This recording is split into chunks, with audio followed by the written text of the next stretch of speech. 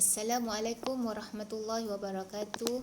Saya Ustazah Nurazana binti Abdul Rahim selaku guru kelas Darjah 6 Baiduri tahun 2021. Apa khabar semua? Harap semua dalam keadaan sihat dan selamat kembali ke sekolah. Baik, hari ini kita akan belajar perkara muamalat. Nampak tak? Okey, muamalat ya. Muamalat untuk pengetahuan semua, Darjah 6 bermula tahun ini, semua bermula tahun ini iaitu tahun 2021. Darjah 6 akan menerima kitab-kitab baru kecuali ibadat 1, dan ada juga penambahan subjek-subjek yang tertentu lah ya. Tak apa, okey, itu untuk makluman sahaja dahulu. Jadi kita terus kepada pelajaran kita hari ini, iaitu pelajaran yang pertama bagi tajuk muamalat ini, iaitu al-muhabarah dan al-muzara'ah. Okey, nampak tak kat situ? Saya besarkan sikit. Okey, baik. Pengertian al-muhabarah dan al-muzara'ah. Baik, kita tengok. Sebelum tu kat sini saya ada nak tunjuk ni contoh. Ni pakcik ni pekerja ya. Kita panggil dia pakcik muhabarah, nama dia. Nampak tak? Nampak tak tulisan tu? Okey. Yang ini toke dia, tuan tanah. Pakcik, saya letak nama dia pakcik muzara'ah ya. Kita tengok kenapa saya letak nama dua-dua tersebut, dia ada kaitan, nanti saya terangkan. Baik, pengertian al-mukhabarah dan al-muzara'ah. Kita tengok pengertian al-mukhabarah. Sebelum tu kita tengok kat sini, dekat situ dia kata bererti pawah. Pawah bererti tu sebenarnya. Pawah bererti iaitu apabila seseorang yang mempunyai tanah menyerahkan kebun atau binatang ternakan kepada orang lain untuk diusahakan dan hasilnya akan dibahagikan antara mereka berdua. Itu sistem pawah. Sebenarnya al-mukhabarah dan al-muzara'ah ni dia terletak dalam satu sistem pawah. Sistem pawah ni sebenarnya dia sangat sinonim dengan masyarakat Melayu, terutama yang ada ladang, yang ada usahakan, yang ada tanah, yang ada usahakan peternakan atau sebagainya, dipanggil pawah.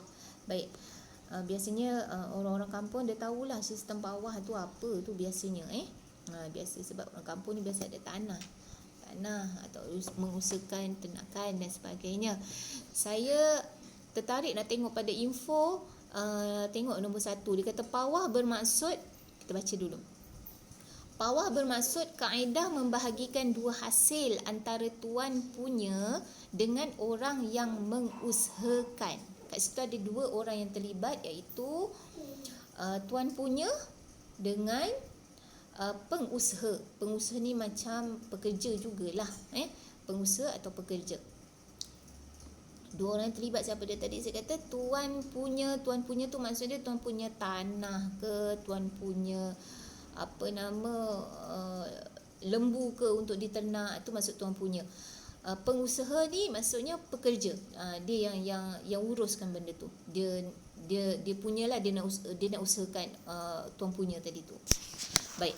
Kemudian yang kedua, antara muamalat yang tidak dibenarkan dalam Islam ialah al-mukhabarah dan al-muzara'ah.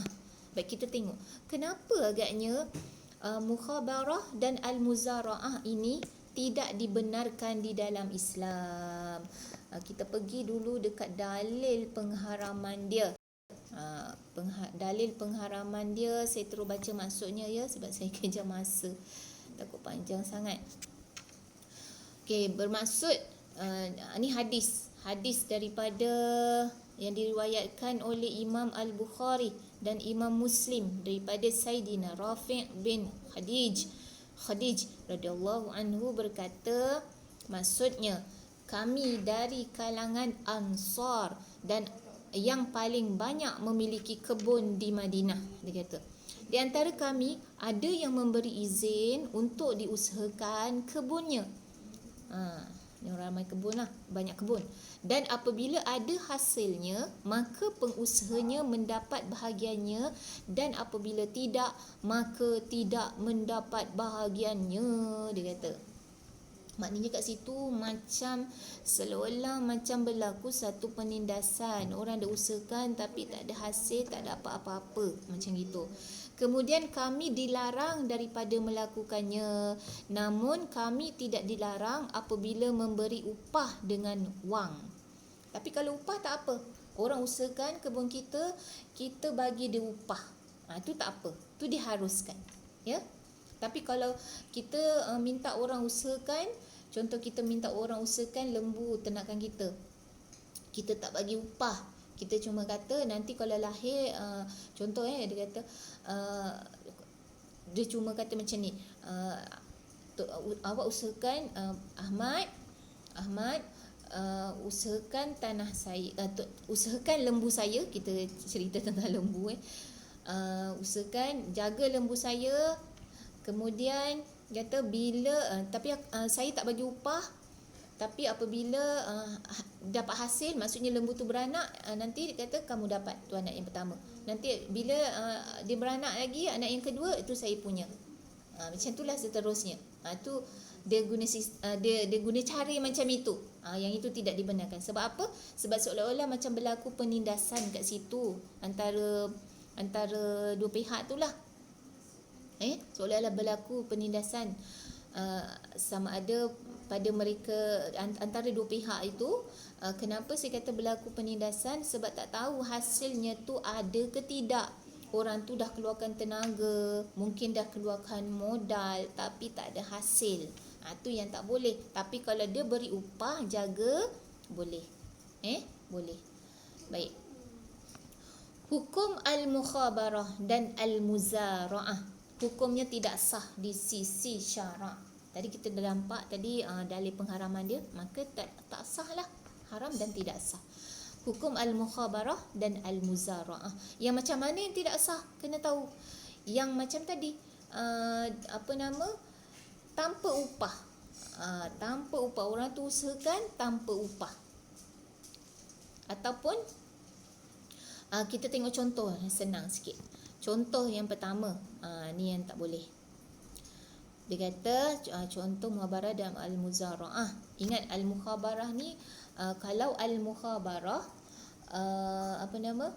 pengusaha yang keluarkan benih, itu dinamakan al-mukhabarah. Kalau al-muzara'ah, pemilik tanah yang keluarkan benih. Benih tu maksudnya modal lah. Okey, baik. Contoh yang pertama, pemilik tanah menyuruh orang lain menanam pokok kelapa sawit. Ingat perkataan pemilik tanah. Pemilik tanah menyuruh orang lain menanam pokok kelapa sawit.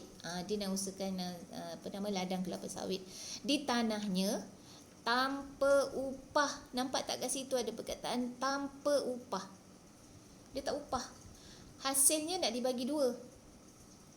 Jika benih dikeluarkan oleh pemilik tanah, macam saya cakap tadi, dinamakan muzara'ah. Makna pemilik tanah tu, contohlah Ahmad ni, Ahmad pemilik tanah itu, dia ada ladang sawit, makna dia keluarkan benih lah kelapa sawit tu, dia keluarkan benih, lepas tu nak upah orang, dia contohlah nak upah pakcik abu, dia upah abu untuk mengusahakan ladang kelapa sawit tu, tapi tanpa upah. Maka itu tidak dibolehkan, tidak diharuskan, diharamkan, tidak sah. Jadi kalau pemilik tanah tadi yang keluarkan benih itu dipanggil muzara'ah. Tapi kalau jika benih dikeluarkan oleh pengusaha, dinamakan mukhabarah. Benih dikeluarkan oleh pengusaha. Contoh, pemilik tanah tadi tu dia hanya modalkan tanah. Benih kelapa sawit, pengusaha. Antara contoh, saya ambil contoh tadi, Pakcik Ahmad dengan Abu. Pakcik Ahmad ni dia ada tanah. Kemudian Pakcik Abu dia ada benih kelapa sawit. Dia tanam dekat dia nak usahakan dekat tanah Pakcik Ahmad. Hasil nak bagi 2 tapi tak ada upah. Jadi yang bekerja Pakcik Abu je. Hasil bagi 2. Nampak tak kat situ macam ada berlaku satu penindasan. Tu kalau ada hasil. Misal kata dah pokok dah besar, dah puas, dah Pakcik Abu kerja, jaga, elok-elok dan sebagainya. Tiba-tiba entah dah berapa tahun, mungkin dalam 3-4 tahun agaknya lah, saya pun tak pasti. 4-5 tahun kot kelapa sawit. Tak ada hasil, mungkin sakit ke pokok itu kan, ataupun ada sebab-sebab tertentu diserang penyakit dan sebagainya, tak ada mendatangkan hasil atau tidak ada mengeluarkan hasil, maka nampak tak zalim je kat situ. Nampak tak berlaku penindasan kat situ, kat atas Abu tadi. Dia dah usahakan, dah keluar tenaga dan sebagainya, dah keluar duit mungkin kan, kat situ, tapi tak dapat hasil. Maka sebab itulah ia tidak ia tidak diharuskan, diharamkan, tidak sah. Sistem ini tak boleh sebab dia tak ada upah. Tapi kalau ada upah tak apa. Contoh tadi Pakcik Ahmad dia nak upah Abu, jaga ladang kelapa sawit dia, bagi upah, itu tak apa. Yang tu diharuskan, ya. Kita tengok contoh yang kedua. Pemilik lembu menyuruh orang lain menternak lembu. Dia ada lembu, dia suruh orang lain ternak lembu miliknya tanpa upah. Ada perkataan tanpa upah. Ini pun tak boleh. Apabila lahir anak lembu yang pertama, maka akan jadi milik penternak. Dia janji macam gitu. Apabila lahir pula anak yang kedua, anak lembu kedua, maka akan jadi milik pemilik lembu. Yang ni pun tak boleh sebab tanpa upah. Pemilik lembu, contoh tadi ambil nama tu balik, Pakcik Ahmad dia ada lembu. Dia minta Abu ternak, jaga lembu milik dia. Dia kata hasil bagi 2. Hasil bagi sama rata. Upah tak ada. Upah Abu untuk jaga lembu dia tak ada. Macam tu. Patutnya kena upah kan, orang dah kerja, betul tak? Orang dah kerja kena upah sebulan sekali. Biasa orang upah bulan-bulan lah. Tak kisahlah nak bagi upah kan, tu atas persetujuan dia lah, berapa. Tapi ini tak ada upah. Dia suruh orang jaga lembu dia, hasilnya nanti bagi 2. Hasilnya apa? Kalau lembu itu beranak, membiak, dapat anak, lembu tu ada anak yang pertama, dia kata milik penternak. Apabila lahir anak lembu yang kedua, akan jadi milik pemilik lembu. Penternak siapa? Abu lah tadi yang jaga, usahakan kan. Okey, pemilik tadi Ahmad. Hasil. Habis kalau lembu tu mandul, dah tak ada benda, tak ada hasil, maknanya rugi, berlaku penindasan. Lebih-lebih lagi pada Abu tadi, dia dah pernah usaha jaga, tenaga, penat baik, tapi tak dapat apa-apa. Sebab tu ia tidak diharuskan ataupun diharamkan, ataupun tidak sah dari segi Islam. Jadi murid-murid, saya rasa untuk itu je dulu untuk hari ini, sampai contoh yang kedua ya. Lain kali kita akan sambung. Baik, sebelum tu saya ingin memberikan soalan daripada penerangan saya tadi. Dengar baik-baik, boleh catat nanti, salin lepas tengok video ni, kamu salin kat dalam buku nota. Jawab soalannya berpandukan dekat sinilah nanti, berpandukan video ni. Baik, soalan yang pertama, apakah maksud pawah? Apakah maksud pawah? Okey, soalan yang pertama. Soalan yang kedua, tuliskan 2 jenis muamalat yang tidak diharuskan dalam Islam, yang berkaitan dengan pawah. Okey, itu soalan yang kedua. Saya ulang. Jadi, tuliskan dua jenis muamalat yang tidak diharuskan, maksud tidak diharuskan, tidak dibolehkan dalam Islam yang berkaitan dengan pawah. Itu soalan yang kedua. Soalan yang ketiga, apa maksud al-mukhabarah dan al-muzara'ah serta hukumnya? Saya ulang yang ketiga, apa maksud al-mukhabarah dan al-muzara'ah serta hukumnya? Baik, soalan tu bolehlah dibuat dalam buku nota kamu ya. Baik, itu saja untuk hari ini. Sekian, wabillahi taufik wal hidayah. Wassalamualaikum warahmatullahi wabarakatuh.